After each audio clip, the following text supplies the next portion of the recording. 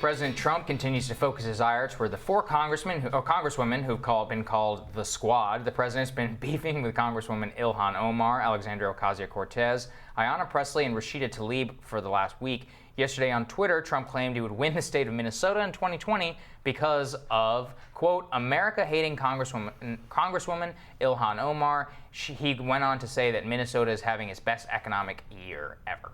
The president has received harsh criticism for using what many, including myself, call racist and dangerous language. But in his book, American Carnage, on the front lines of the Republican Civil War and the rise of President Trump, Chief Political Correspondent for Politico Magazine Tim Alberta says Trump is not the creator of today's polarization. He is merely, quote, its most manifest consequence. That's something I very much agree with, and he joins us now to expand on that.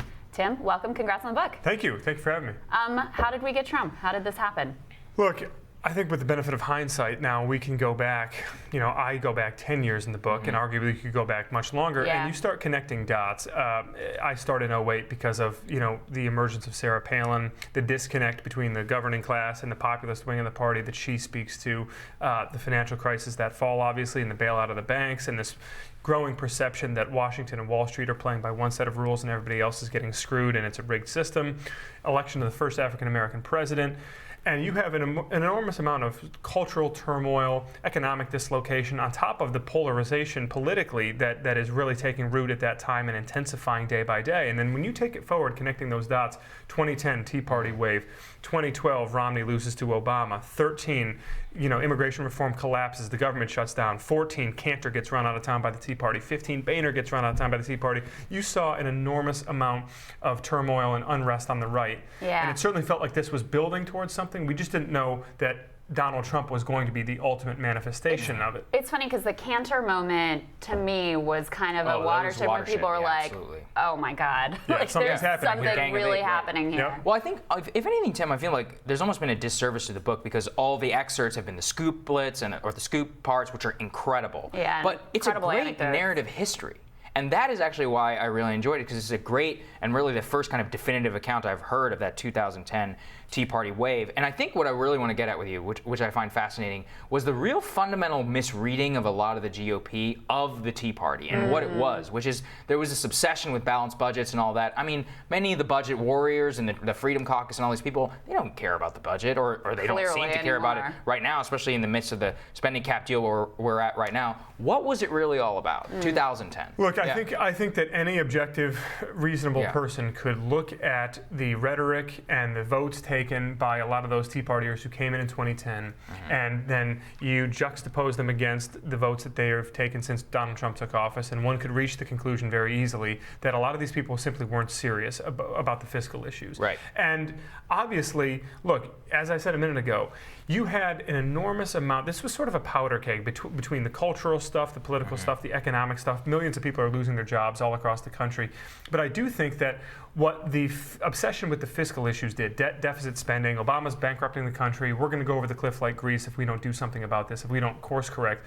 I think what that did for a lot of Republican voters, certainly a lot of conservative activists, was it gave them cover to take to the streets and speak out against Barack Obama. And they didn't want to be called racist. They didn't, and look, not all of them were racist, of course, but there is obviously, when we look at it back now with the benefit of hindsight, as I said a moment ago, this clearly was not a movement that was galvanized solely or even primarily around fiscal issues, because a lot of those people 10 years later, they're completely silent. You're right, and I think what you've astutely pointed out was that the Kochs and Freedom Works and the Club for Growth and all these people imprinted what they wanted onto the Tea Party, and Paul Ryan and many others took away, like, oh my gosh, there's a groundswell movement to cut spending, and it's like, no, that is not at all what is happening here. That was the year I was running for Congress, and this was 2010, and my policy was if a group in the district invited me to come speak, I would go. And so I went to a lot of these Tea Party movements, meetings, and I could have told you there was a much deeper sort of cultural angst and anger that was manifest in these groups. I mean, when I went, I didn't get questions about how are you going to balance the budget, right? It was much more about immigration, guns, right? LGBTQ issues, they didn't phrase it that way, but there was a much deeper, the country is changing and we don't recognize ourselves in it. Yeah. And that's all of those things that you mentioned, policy-wise, those are proxies for this more visceral attitude on culture. And obviously, when you're at a time, and we see this all throughout the history of the world over, when you're at a time of significant economic dislocation, you always see, like clockwork, these 10 to 15 year cycles of nativism, of isolationism, of protectionism that take root in parts of the electorate, sometimes in large parts of the electorate. And the problem that we have today, obviously, is that all of that polarization, all of those feelings of disenfranchisement, they are being self-perpetuated in a way by a political environment that rewards zero-sum ideological warfare, and certainly by a media environment where people have self-selected into these silos, where if you're a conservative, you're probably watching Fox News. If you're a liberal, you're probably watching CNN or MSNBC. And the issue, especially you throw social media into it, it's kerosene on the fire. And the question we all have to ask ourselves is that these forces that brought Trump into office, they're going to be here after he's gone, right? He's not going to be president forever. And we all focus so much on Trump, and I think that's a mistake because we have to figure this out. I 100% agree with that. And the movement is stronger than he is. Yes. I mean, he is incredibly flawed in any number of ways. Not to say that he isn't skilled, that we shouldn't take him seriously, but the movement is actually much stronger and formidable than he is. But you also get into in the book how various figures, Mick Mulvaney and Ted Cruz and Paul Ryan and Reince Priebus and any number of others were able to reconcile themselves with this man who they had so sharply criticized in the run-up to his election. Yeah, as somebody phrased it, I think it might have been in the post-book review, that we have in the book the before and after pictures of a lot of these guys, which I like that. It's a good way to phrase it. Look, I think for a lot of these folks, there was a recognition that obviously Trump was not their first choice, but they felt, I think it's a combination of two things, guys, if we're being honest. One, it's political ambition, right? And anybody who's in this position who suddenly finds themselves with the ability to influence the President of the United States, who is easily influenced, by the way. This is a guy who solicits a lot of input, who does not know a lot about government, certainly doesn't know a lot about the policy-making process. Trucon's running the White House right now. Yeah, right. But really, I mean, if you're a Mulvaney or if you're a Paul Ryan, you're any of these guys, you say, look, this guy's going to contract out a lot of these big decisions to me. I'm going to make the best of it. I also think there is a sense, certainly among the Ryans, the Tillersons, the H.R. McMasters, the John Kellys, the Jim Mattises of the world, these guys viewed themselves as sort of a force field around the president, buffering him from his own worst impulses, trying to make a bad situation better. And so people can obviously call that a cop-out, they can disagree with it, but what I try to do in the book is put people in the shoes of these individuals as they're making these decisions, because not all of it is black and white. I thought you were very, very fair to many of these people. You held their feet to the fire and whenever it was necessary. What I actually want to get at with you is, where do we go from here? From where I can tell, Mike Pence and Nikki Haley both speaking in Aspen, Colorado. Really the kings and the queens of the establishment right now. I'm curious to see how you're going to see a wedding of establishmentarian Paul Ryan type policy with the Trump populist base in 2024, and how is that going to play out?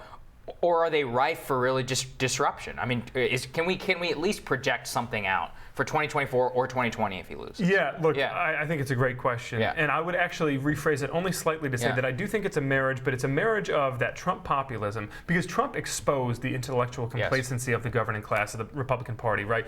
In the post-Reagan era, you really did have most of these Republicans in Washington who believed that, if it was good for the stock market, if it was good for the Wall Street Journal editorial board, then it was good for their voters. And that just wasn't the case for a lot of these middle-class, blue-collar voters across middle America who are culturally conservative, but felt as though the elites had condescended toward them, that they didn't understand their way of life.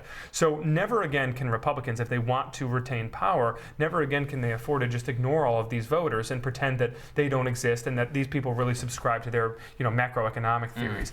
You have to marry that, however, with what I think is a broadening of the party's coalition. You cannot win the White House, certainly not 8 years from now, and maybe not even in 2020. You cannot win the White House with 24 to 28% of the Hispanic vote. The math just does not work.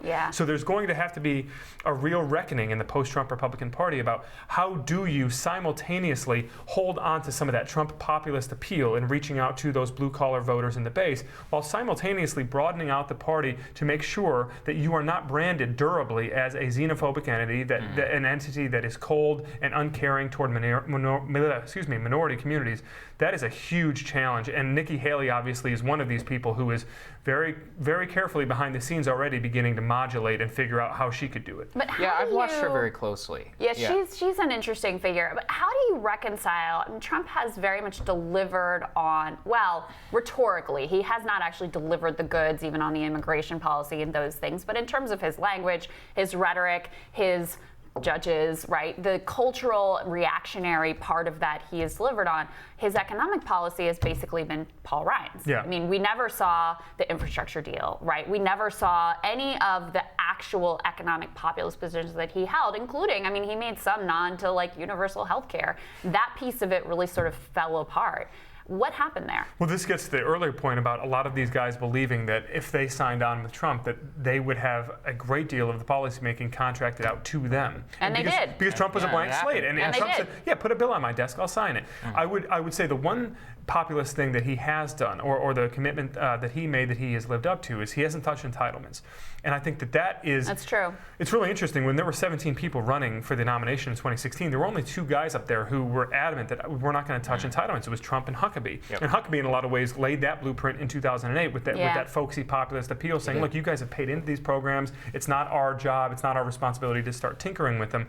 And there's been an enormous amount of pressure on Trump from Ryan, from Mulvaney, from some others to say, look, just if you're looking at a spreadsheet here, we're going on a very dangerous trajectory. Trump has still been adamant that he's not going to touch entitlements. And I do think that that's another part of the equation in the post-Trump Republican Party, because it was taken as gospel, as Republican orthodoxy for decades, that if you are going to get this thing under control, you have to start looking at mandatory spending. Trump so far has been completely unwilling to do that. Tim, where does the conservative welfare state go, like post-Trump? That's what I'm very curious on. Because like Freedom Works, Club for Growth, Heritage Action, Heritage, I mean, all of these people have variously reconciled themselves with Trump and not, I mean, the Koch brothers and their entire network, which is multi-billions of dollars. Where does it go post-Trump? Because right now it just seems like they're laying low. They endorse parts of the plan that they don't like. They don't necessarily want to primary him or challenge him. Have they learned anything? That's actually what I want to know. So this week is actually a pretty good case study with this massive spending bill that's going to probably get passed into law and signed into law.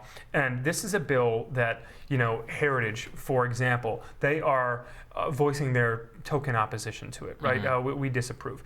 If this was a bill that was being passed under the Obama administration, there would be blood in the streets, right? Heritage would shut down the government. They would shut down. Heritage would be mobilizing their grassroots supporters from coast to coast in opposition to this, because it would be paving the road to socialism and a government takeover of our economy, X, Y, and Z.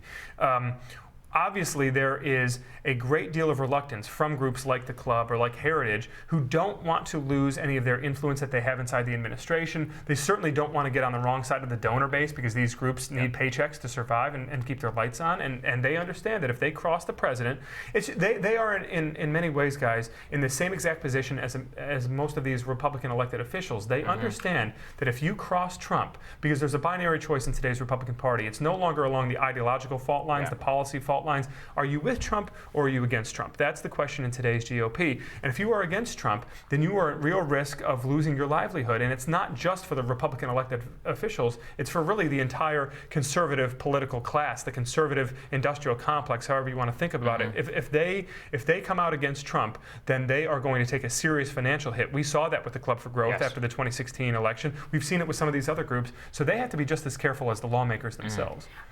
Really interesting. For what it's worth, the direction that it seems to me that the Republican Party is going in is to continue down the trajectory of playing to the base, not expanding, the coalition to include more Latinos, et cetera, and changing the rules of the game so that they can continue to win by that metric. I mean, that's essentially what's been happening over the past 10 years, and I think that's the direction they'll continue to head in for the that's why the 2020 elections are so important to Democrats, not just to beat Trump, but because of the census and because of redistricting.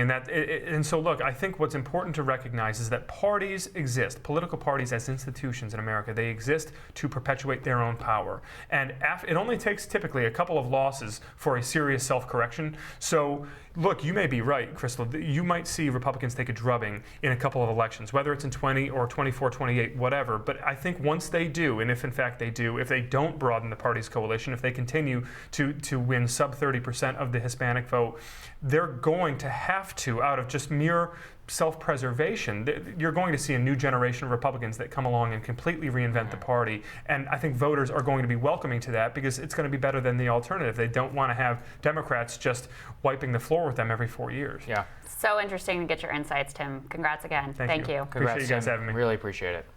Next up on Rising, within the last hour, Robert Mueller, former special counsel, of course, for the Russia probe, started his testimony before the House Judiciary Committee. After the Judiciary Committee, he'll appear before the House Intelligence Committee, but will there be fireworks or the effort fizzle? My bet is probably on the fizzle part. We'll speak with Gene Rossi, a former federal prosecutor. He'll give us his take when Rising continues.